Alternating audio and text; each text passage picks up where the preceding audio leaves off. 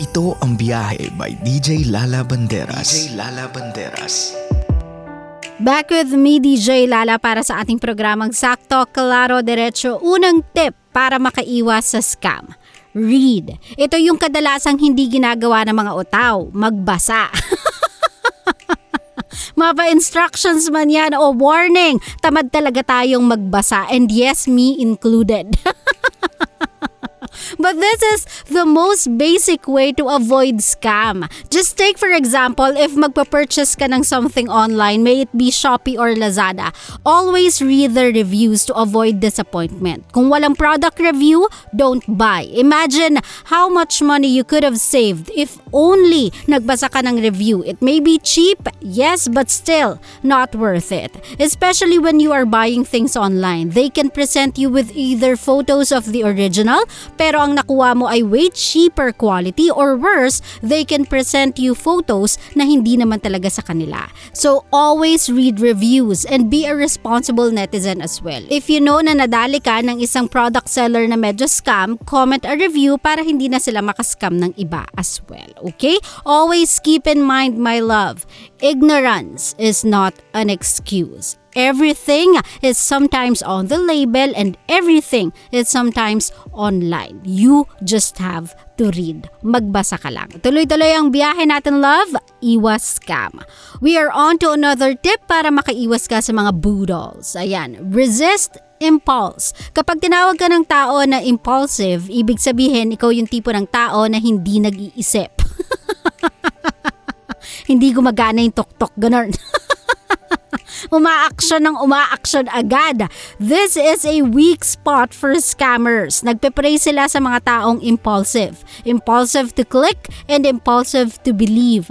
Ilang klase na ba ng scam ang nakadali ng tao? From text ng kamag-anak na humihingi ng tulong by load, ngayon GCash, to winning a contest or a raffle na hindi mo naman sinalihan. So imagine, paano ka mananalo ng 100,000 pesos sa isang contest or raffle na hindi mo naman sinalihan o hindi mo naman tinayaan. Diba? Love, sa panahon ngayon, a click can cost you everything. One wrong opened link at masashare mo na lahat ng valuable information about yourself. Your passwords, your accounts, everything. One wrong stop sa supermarket and you are in for hours of talking and negotiating about something na hindi mo naman talaga kailangan, katulad ng credit card. I'm not saying na scam sila. May mga permit yon sa mga supermarket, obviously. Pero yung salitang saglit lang po ito, yun ang scam. Love, don't give in to impulse. If you see something you like or even want, stop, think, and verify. Huwag padalos-dalos. Tandaan mo, ang alinmang nakuha ng madalian, guaranteed, hindi pang matagalan. Klaro? Love, oras na para sa ating biyahe sender of the night. This one ay mula sa ating FB page, DJ Lala Banderas. Tungkol ito sa isang pamilyadong tao na hindi pa din makamove on kay first love. Ito ang biyahe ni Mimi. Hello DJ Lala, so it's been 15 years na hindi pa rin ako makamove on sa first love ko. I already built my own family and I have 4 kids. I don't know ano ba ang tawag sa ganitong gaya ko. Mahal ko naman yung asawa ko but there were instances na pumapasok pa rin sa isip ko yung first love ko. There are also times na kapag nagtatalo kami ng asawa ko, biglang napapaisip ako na sana kagaya mo si ex. I'd rather be happier. Parang ang dami ko kasing regret sa buhay dahil parang may kailangan pa akong dapat sabihin sa ex ko. I really can't move on with this feeling. Please help me.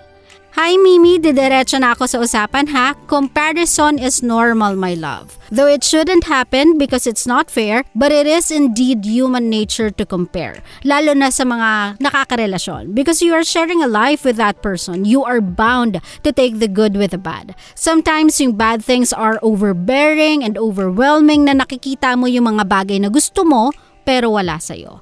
Love, I think what I'm trying to say is that it's normal. We all feel like that sometimes. But if you feel like you need to reconnect with your past just because sa tingin mo, there is still something there na you need to accomplish so you can move on with your life today, that's wrong.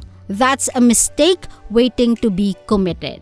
What you are having right now is exhaustion from the present. That's why you are fantasizing about the past. No mga panahon kasi na yon, love, things are different. Responsibilities are not as heavy as what you have right now. So everything feels romantic. Lahat parang escalated yung feeling. Lahat parang exaggerated for you. Kasi wala kang ibang iniintindi. Wala kang ibang iniisip kundi yung relationship ninyo. And those were the good days. But today is something na real.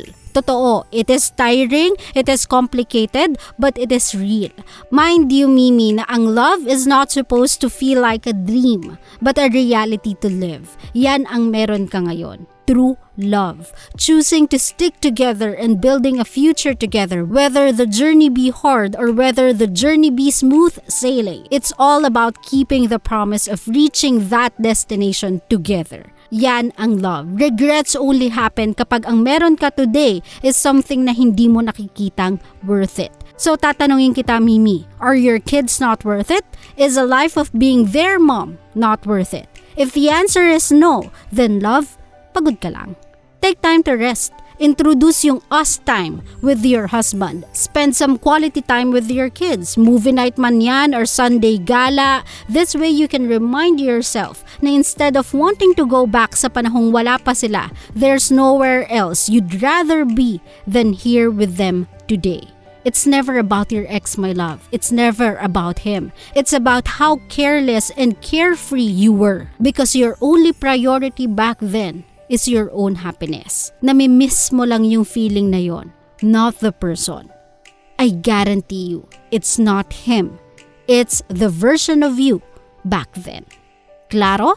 I hope, Mimi, narinig mo lahat ng sinabi ko and I hope you can learn to appreciate what you have today. It may not be perfect, but it's yours. It's real and it can last for a lifetime. So don't ever let go of that just because you want to go back to the past. Okay? Sa mga kabisyo natin, kung katulad ni Mimi, meron din kayong problema na gusto nyong i-share my way, then all you have to do is send it over sa aking Facebook page, DJ Lala Banderas, or text me through our text line 0917-851-4329. Again, biyahe text line 0917-851-4329. At mukhang nasa dulo na naman tayo ng ating biyahe ngayong gabi. Pero syempre, love, before I end the show, eto na ang huling tip para sa ating biyaheng iwas scam.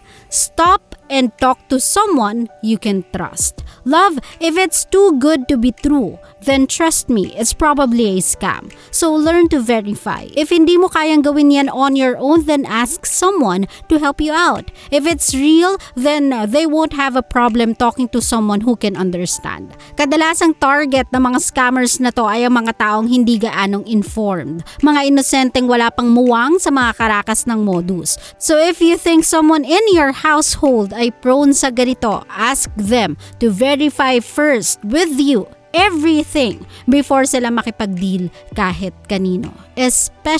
Most especially online. Klaro? Nako, sa mga kabisyo natin, I think that's it for me. I think I've covered yung basic way para naman ma-detect or makaiwas ka sa scam. Kaya sa mga kabisyo natin, learn from it and you can always go back to this episode dahil uploaded ito sa YouTube channel ng Dove Radio Manila. Now, if you wanna follow me on my socials, go ahead, DJ Lala Banderas on Facebook, Twitter, Instagram, Laika, and TikTok. Sa mga kabisyo natin, that's all I have for you for tonight. Nakasama niyo po DJ Lala at ang aking programang biyahe, ang programang sakto. Klaro, diretso ng 90.7 Love Radio. GV lang, walang hate, puro love lang. Good night, everybody. I'll see you guys again tomorrow. Bye! Love you! Always your number one SM radio station. Love Radio. Love, kung natuwa ka sa aming video, i-click mo na yung subscribe button at yung notification bell para naman notified ka sa mga bago naming videos.